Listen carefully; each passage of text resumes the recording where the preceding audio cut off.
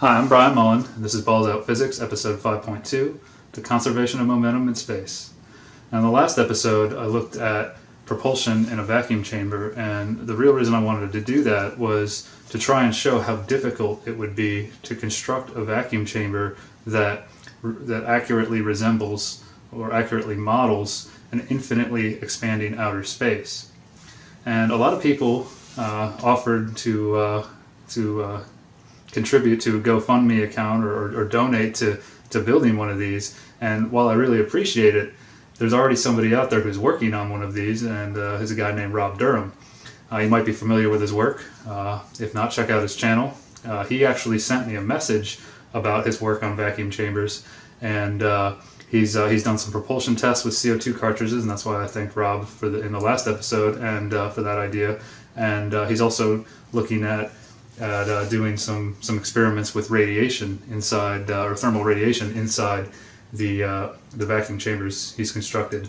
And he spent, it sounds like, a good amount of money on this, so there's already somebody out there doing it. If you want to donate to anybody, please try to get in contact with him. I asked him if he would mind if I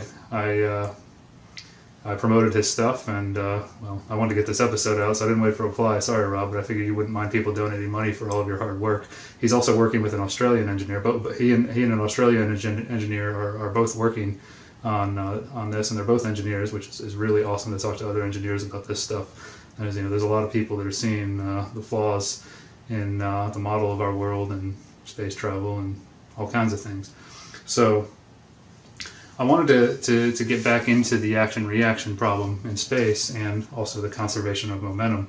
One of the biggest, or the typical solution I kept getting for the action-reaction problem is you use the conservation of momentum to design a propulsion system.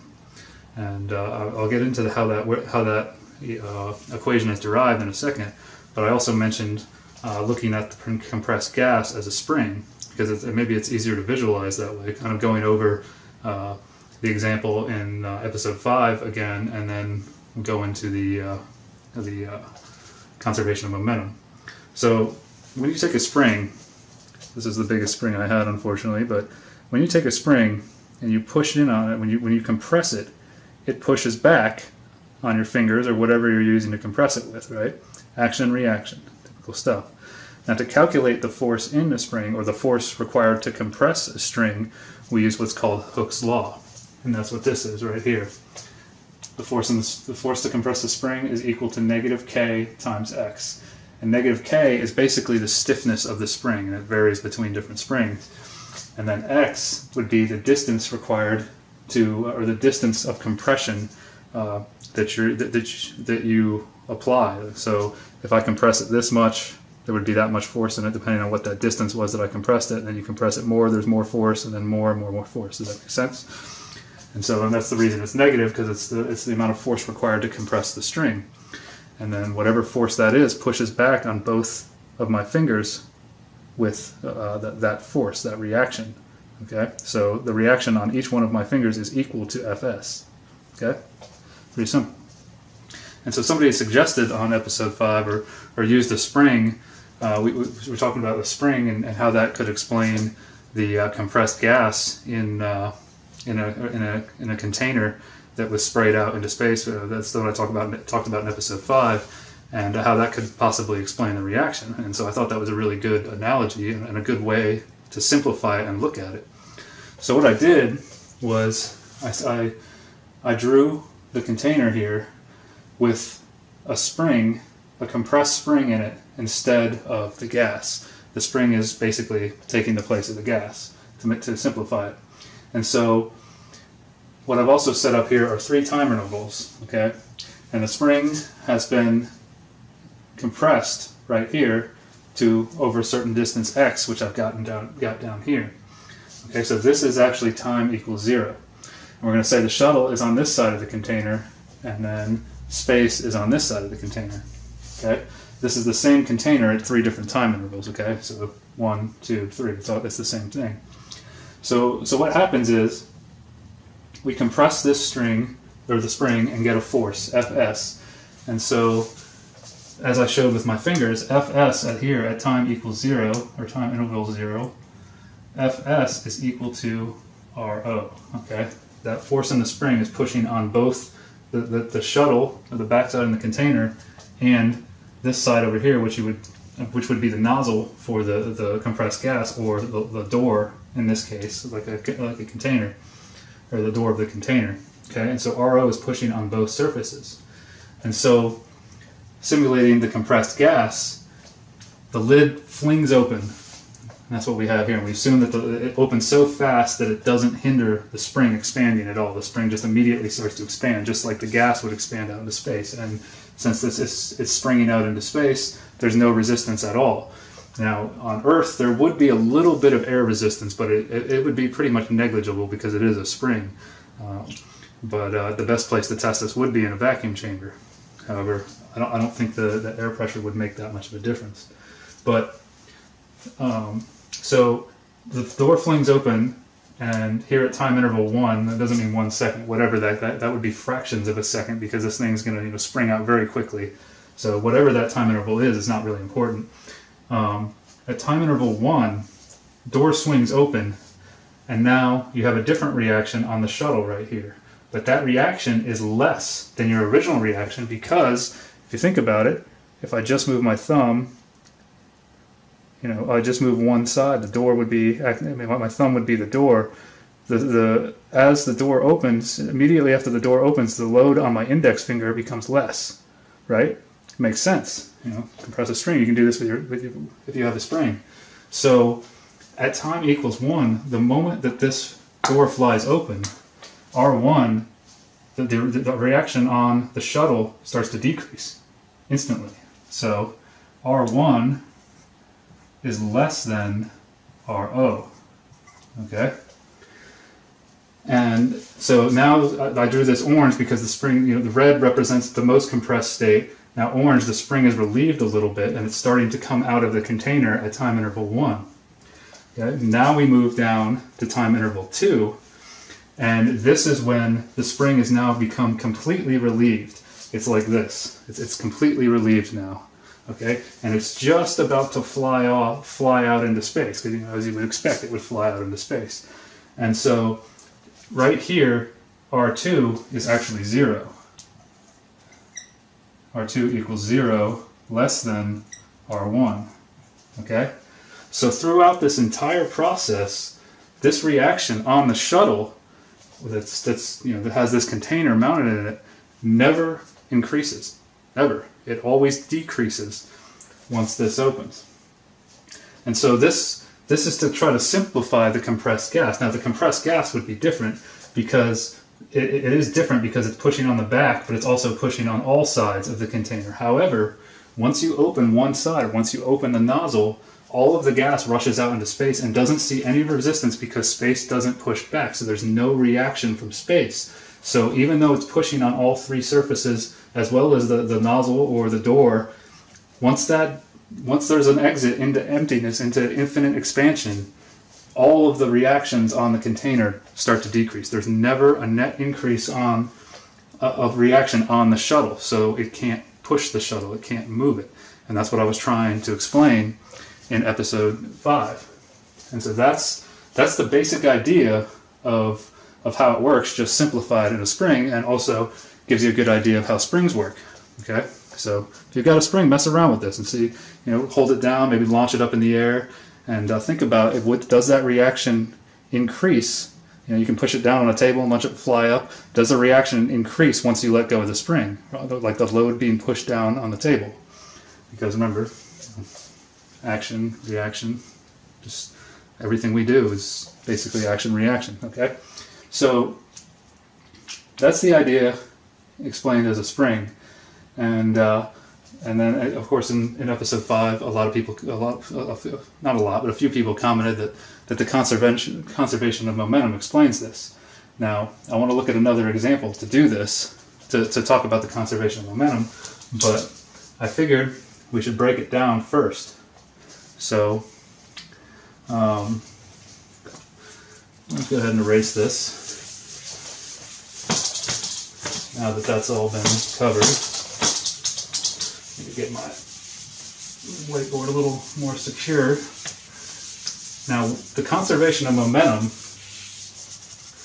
how is that actually derived? Where does that come from?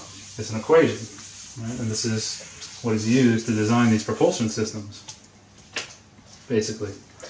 Well, it comes from Newton's third law, action and reaction. Newton's third law says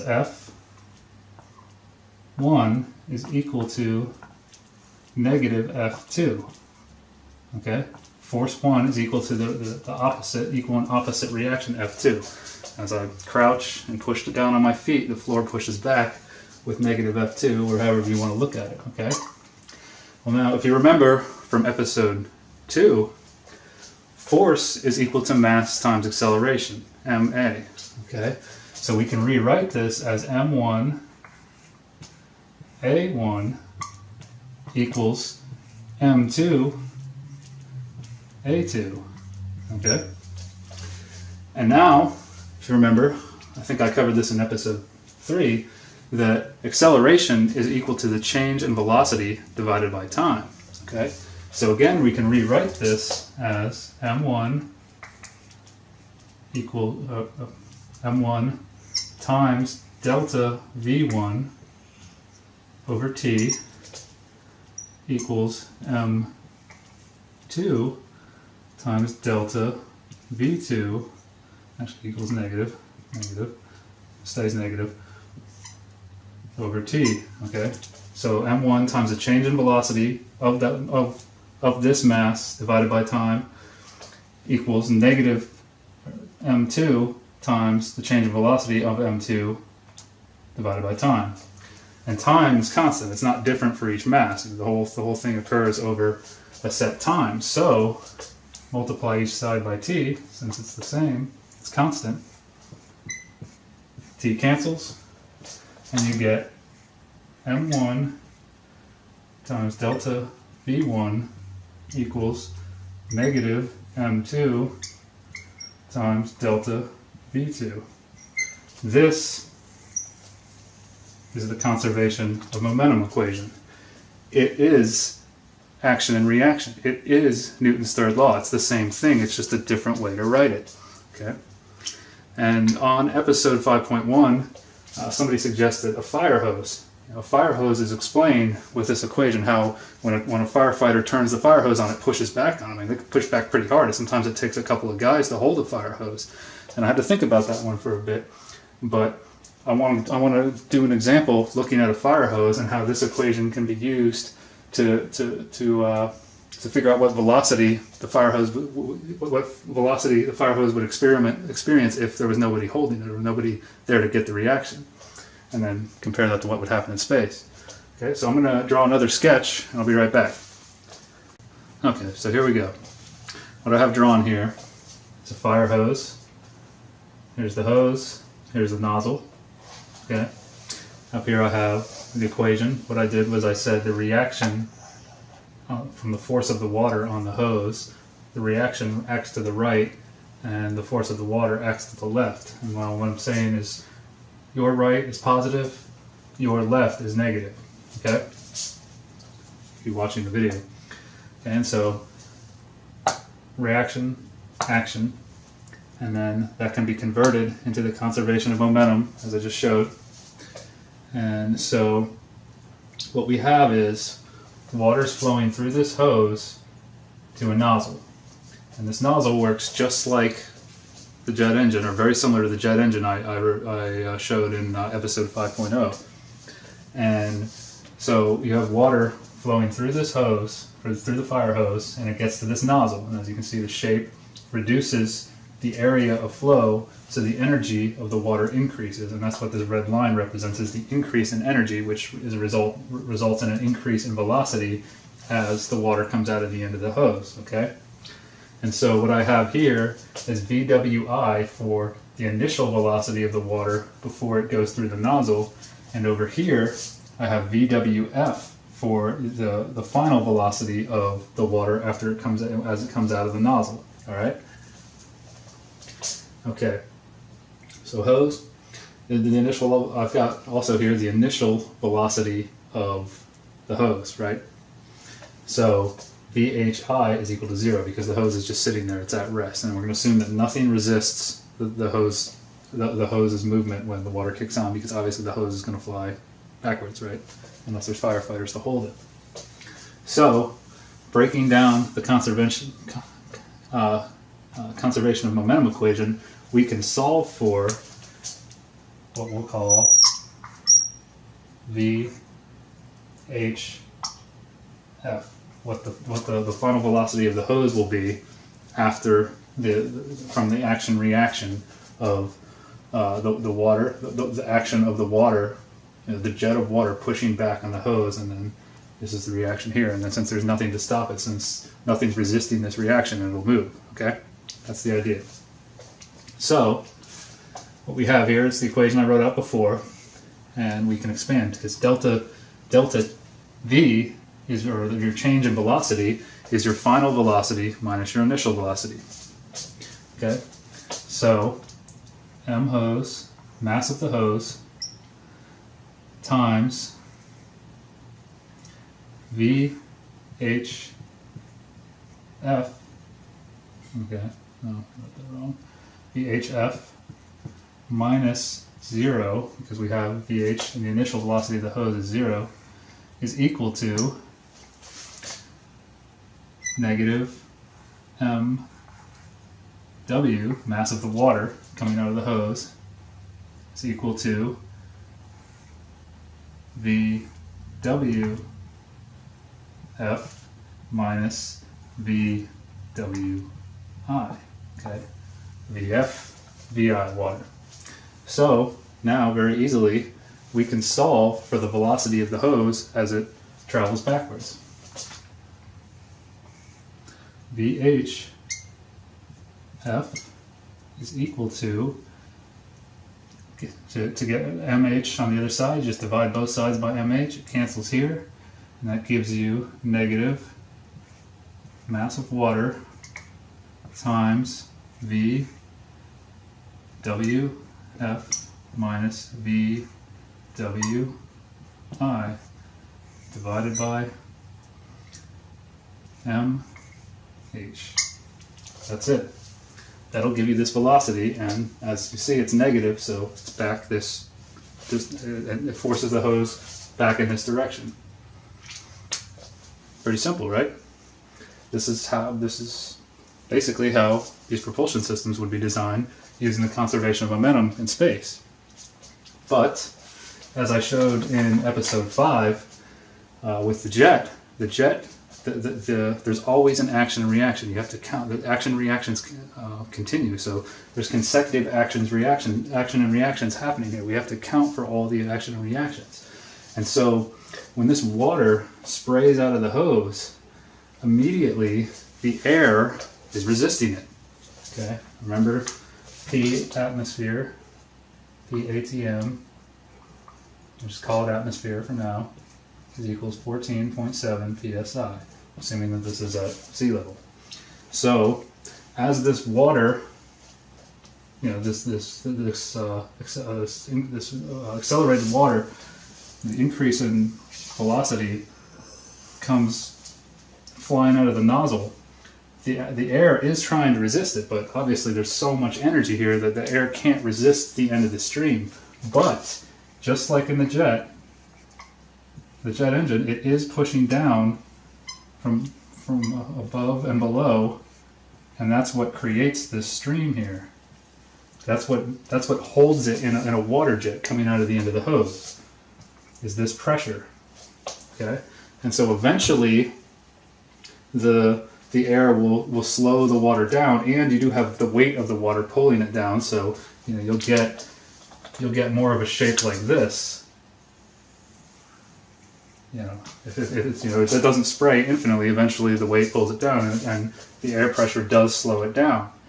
But that is what creates that jet effect, and it is the air pushing back on the water that continues the action and reaction process. So now here, see all this, you basically have our water equals negative F air, in a nutshell. But this sends like a ripple through the air, and it's like dominoes of air being pushed backwards until the air finally resists it. And it happens instantaneously when you turn the hose on, and that's why you get kicked backwards. I mean, you just can't see it because it's air. But this is what happens. There has to be consecutive actions and reactions. Every action has an equal and opposite reaction. Newton's third law, I believe it's true. It's everyday life. We know this. We experience it all the time when we're walking around, picking up a toothbrush, brushing your teeth. Every single thing we do has an action and reaction. If it didn't, we couldn't move. We could not control our movement. Okay? So, pretty simple. So, let's now consider this in space. All right?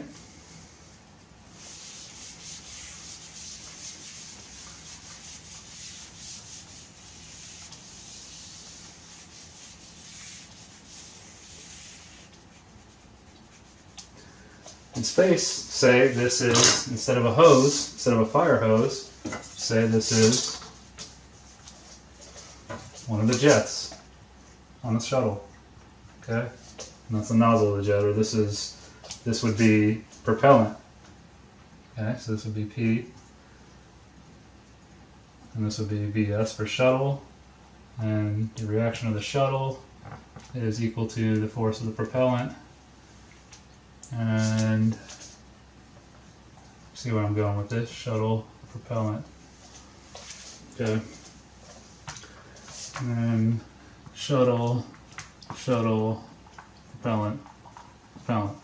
Well,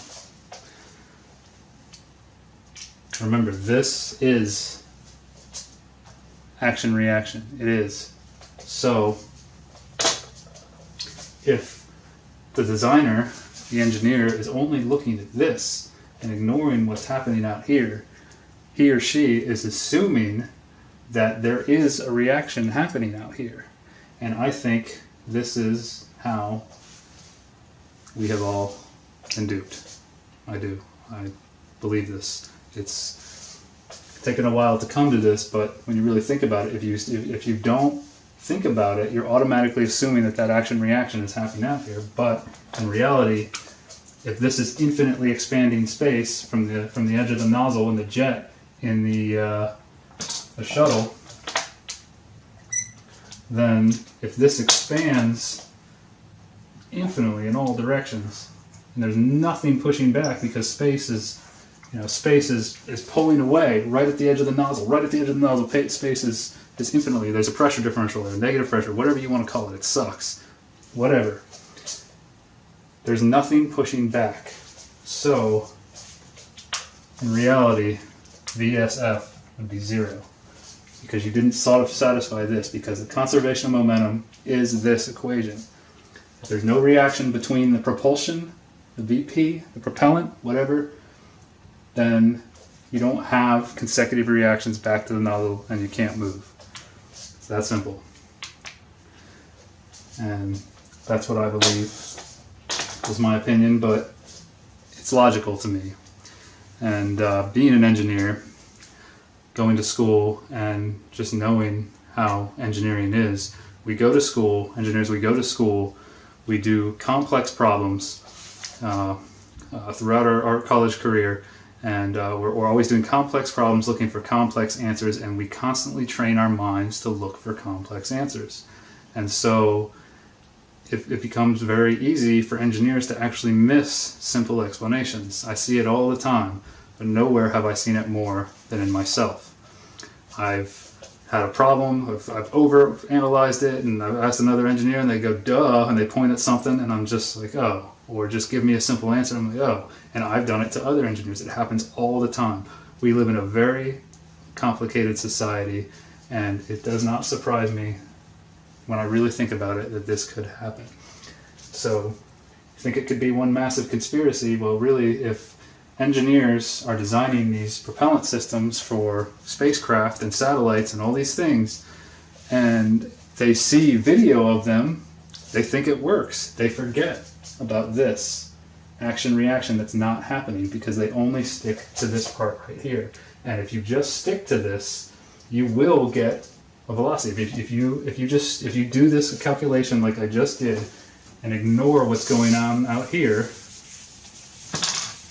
okay, just like I did before, now we're saying mass shuttle equals VF or VSF minus V SI if it's moving, or we can assume it's not, and that equals negative mass propellant times velocity propellant final minus velocity propellant initial.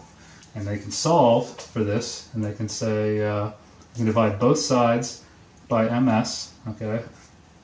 And so that gives you VSF minus VSI equals negative MP times VPF minus VPI over MS. And then you can just add VSI to both sides, and then you have velocity shuttle final equals negative MP propellant times VPF minus VPI over mass shuttle. Sorry, I'm going through all this. VSI.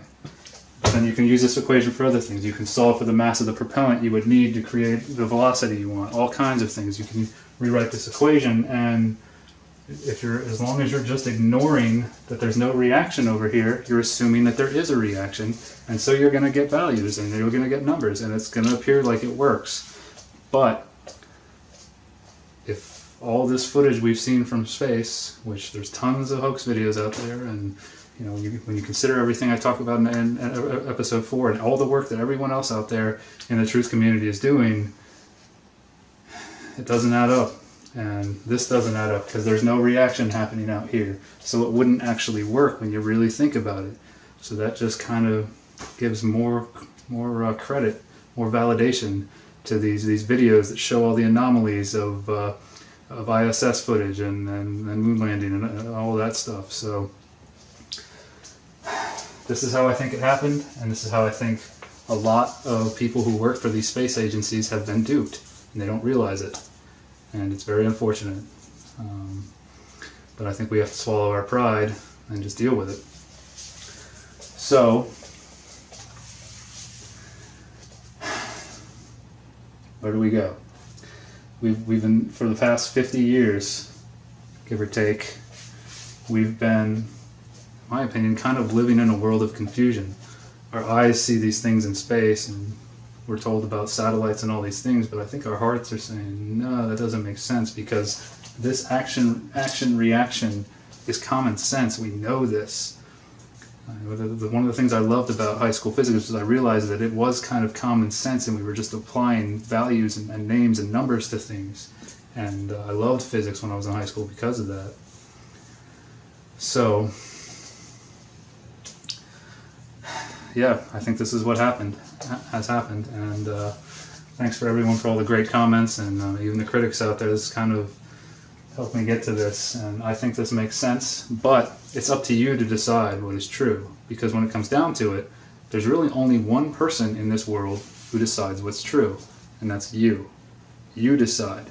You let your mind look at things, and in my opinion, let your heart decide if those things are true or not, because I think that's how we work, and I will get into that in later episodes now.